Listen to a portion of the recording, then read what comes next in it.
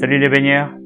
Aujourd'hui, j'aimerais raconter la carrière assez longue d'un très grand nom de la natation française, avec une certaine touche personnelle, étant donné que ce nageur a été une de mes idoles durant mon adolescence.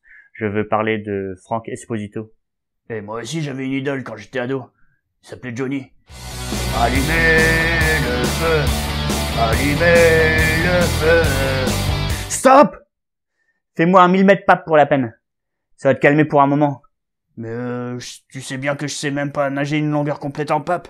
Tant pis pour toi. Ce n'est plus mon problème. Le papillon, justement, où Franck excellait. Voici donc sa carrière sportive en images. Maestro. Franck Esposito naît le 13 avril 1971 à Salon de Provence, dans le sud de la France, d'une mère d'origine pied-noir espagnole et d'un père originaire du sud de l'Italie. Il grandit à Sifour, grand village entre Bandol et Toulon, où il pratique la natation assez jeune. Franck fut touché par le décès de sa mamie Rose en 1985, celle qui avait balisé son enfance, qui voulait que son petit Franck soit toujours le meilleur. Franck fit alors à ses parents cette promesse pour elle. Un jour, j'irai aux Jeux Olympiques. C'est tout d'abord à la télé qu'il suit les Jeux Olympiques de Séoul en 1988, entre deux entraînements au sein des cachalots de Sifour.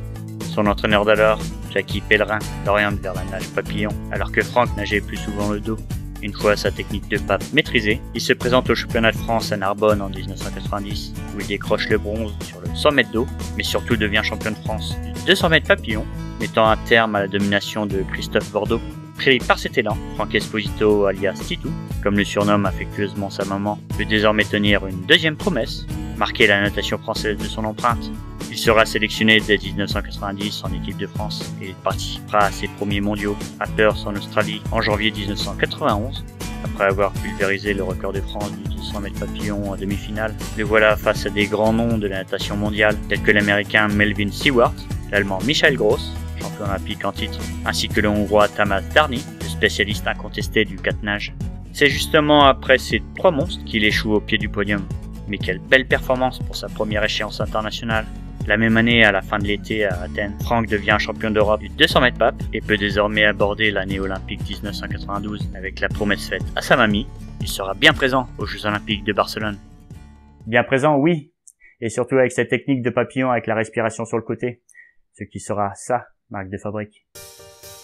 Barcelone, juillet 1992, Franck Esposito s'apprête à se lancer pour sa course du 200 mètres papillon en série. Mais avant cela, son coach Jackie Pellerin ne manqua pas de lui rappeler pour qui il va nager, ce qui lui fournit un certain peps, étant donné qu'il finit avec le troisième temps des séries.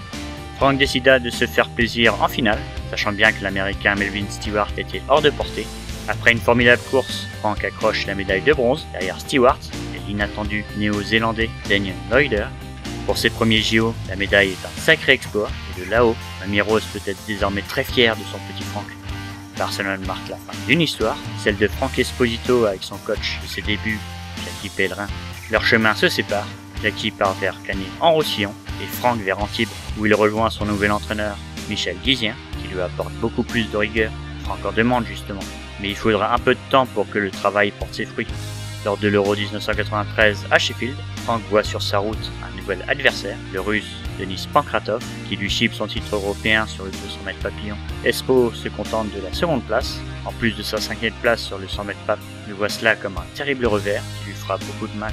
Il mettra du temps à se relever, en passant de 50 mètres du moins, car la fin d'année 1993 est marquée par la toute nouvelle compétition proposée par la FINA, les championnats du monde en petit bassin. Franck Esposito y dépose d'entrée sa marque, en décrochant le premier titre mondial en petit bassin de sa spécialité, 200 mètres papillon, devant les Allemands Christian Keller et Chris Carroll Bremer. Ouais, mais ils sont où les Pankratov et les Stewart dans cette affaire? Ils sont allergiques au petit bassin? En effet, c'est un mal récurrent qui persiste de nos jours.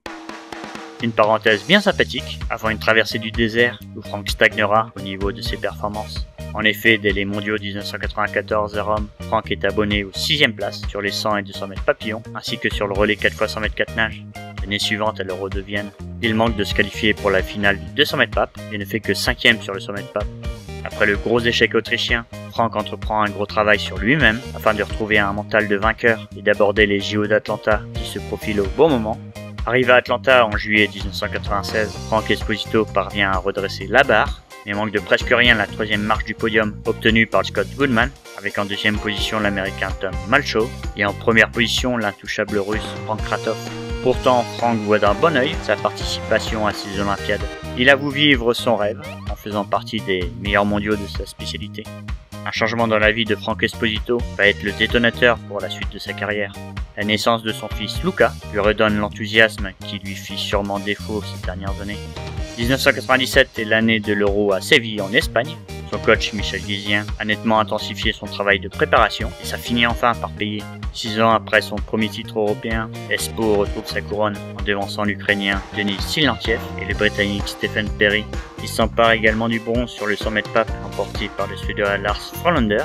Franck accompagne une belle moisson de médailles pour l'équipe de France, avec notamment Julien Sicot, Roxana Maracineanu et Xavier Bertrand, et en gardera un très bon souvenir. Et c'est à cette époque-là que j'ai eu l'occasion de nager avec lui. C'était lors d'un meeting à Douai, en novembre 1997. J'avais son poster dans ma chambre, à côté de ceux de Michael Jackson et de Gérard de Suresnes. Ouais, GG du Star System sur Fun Radio avec ses débats bidons. Ouais, moi aussi je kiffais.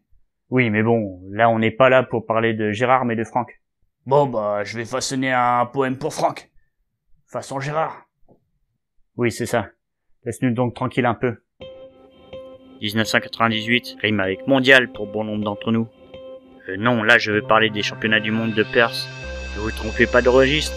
Et là, Franck Esposito explose en établissant la meilleure performance de ses championnats sur le 200 mètres pape dans les demi-finales.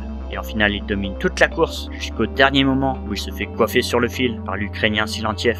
Il ne sera pas le tout premier champion du monde français de natation, comme l'est devenu sa compatriote Roxana Maracineanu durant ces mêmes mondiaux. Mais Espo prendra cela tout de même comme une grande victoire et la dédiera à Monsieur Guizien, son très cher coach. L'année suivante, il est sur le point d'annuler sa participation au championnat d'Europe d'Istanbul. Franck annonce à ses coéquipiers son forfait juste avant le départ. Il fait à ce moment-là face à des problèmes personnels et change d'avis au dernier moment. Il n'a pas à le regretter, vu que c'est un 3e titre européen qu'il décroche en Turquie, avec en plus une honorable 4e place sur le 100 mètres pape, ce qui présage de belles promesses pour les JO de Sydney qui approchent. Il s'y prépare grandement, quitte à snobber l'Euro d'Helsinki en mai 2000. Mais manque de bol, Franck contracte un virus lors du stage de préparation en altitude à Font-Romeu qui lui fait perdre 4 kilos et ainsi tout espoir de médaille olympique. En finale du 200 mètres pape, il échoue à la 8e et dernière place. Espo plonge à ce moment-là dans un profond désarroi, le décourageant dans un premier temps à reprendre l'entraînement, puis le poussant à tout plaquer, de délaisser le 200 mètres papillon pour le 100 mètres. Mais il reviendra finalement sur sa décision. Franck Esposito se reprend sérieusement en main, toujours au sein de son club d'Antibes avec qui il participe à la finale des interclubs et où il reprend le record du monde du 200 mètres pape en petit bassin en 1 minute 51 secondes et 58 centièmes, 8 ans après l'avoir abandonné. Eh bien là tu vois mon gars, on était en 2002. Ce record du monde il fallait savoir l'apprécier, car on était avant l'ère des Manodou, Bernard, Agnel ou autres Mufa. Là il fallait le savourer. Eh mais coach, vous m'avez pas dit que les records en petit bassin c'était des records bidons? Alors toi, zip-là, comme je t'ai déjà dit de le faire à pas mal d'occasions, zip-là. Au mondiaux 2001 à Fukuoka au Japon, Franck n'est pas loin de réussir un gros coup. Il n'arrive que 4e d'une finale qui voit le jeune américain Michael Phelps étrenner ses premiers titres internationaux, dont celui-ci sur le 200 mètres papillon. Francky revient du Japon avec tout de même un nouveau record d'Europe en poche et il ne va pas s'arrêter là puisque l'année suivante, il conquiert un 4e titre européen de sa distance fétiche, le 200 mètres pape, devant son rival Silantiev, ainsi qu'une première médaille internationale en relais avec l'argent sur le 4x100 mètres 4 nages en compagnie de Pierre Roger, Hugues Dubosc et un autre antibois, Romain Barnier. Et l'année encore d'après, en 2003, c'est à nouveau le titre européen en petit bassin cette fois-ci, à plus de 2 secondes de son poursuivant, le Britannique Stephen Perry. Et sur le plan mondial, c'est moins la fiesta. Notre titre national ne fait que 7e du 100 mètres pape aux mondiaux de Barcelone en 2003. Et pour ses ultimes Olympiades à Athènes, il ne passe même pas les demi-finales du 200 mètres pape. Cette dernière compétition internationale salutaire, digne de ce nom, sera l'Euro 2004 à Madrid, où il sera médaillé d'argent, non pas sur le 200 mètres, mais sur le 100 mètres pape. Et Franck acquiert avec Simon Dufour, Hugues Dubosc et Julien Sicot l'argent avec le relais 4x100 mètres 4 nages. Son départ à la retraite sera marqué par une dernière apparition au championnat de France à Nancy en 2005, où une partie du public sera en maillot blanc pour lui rendre hommage. Il fit un chrono qualificatif pour les mondiaux de Montréal, mais Franck sentit que c'en était bel et bien fini pour lui, du moins dans le bassin. Toi, Francky, mon nageur préféré. Toi, Francky, que le coach a toujours vénéré. Toi, Francky, je kiffe tes coulées. Toi, Francky, avec ton papillon déluré. Mais, ta vie est en danger. Mais pourquoi donc il sera en danger? Bah, avec le réchauffement climatique, la pollution, c'est pas bon pour les papillons. J'ai vu ça là, téloche. Et oui, du moins dans le bassin, car Francky enchaîna dans la foulée au bord du bassin pour occuper dès septembre 2005 le poste de manager général du Cercle des nageurs d'Antibes. Mis à part quelques parenthèses en tant que consultant sur RMC ou Canal+, il entraînera quelques grands noms tels que Coralie Balmy ou encore Fantine Le Saff, avec 31 titres de champion de France, 4 titres européens, 2 records d'Europe et 4 records du monde de 200 mètres papillon. Franck Esposito n'a peut-être pas le plus grand palmarès de la natation française, mais il a su la marquer par son empreinte, comme il l'avait promis, par sa longévité surtout, mais aussi par son charisme et sa présence, puisque Franck Esposito n'est pas qu'un nageur, c'est un boss, c'est LE boss que chacun de nous aimerait avoir comme entraîneur. Cet épisode sur Franck Esposito est désormais terminé. N'hésitez pas à laisser vos commentaires en bas de cette vidéo et surtout n'oubliez pas de laisser des pouces en l'air, ce qui permettrait de mettre plus en avant cet épisode sur YouTube. Comme d'habitude, rejoignez la communauté Salut les baigneurs sur les réseaux sociaux. Quant à moi, je vous laisse, je prends le train pour Antibes. Franck y fait une séance de dédicace en ce moment.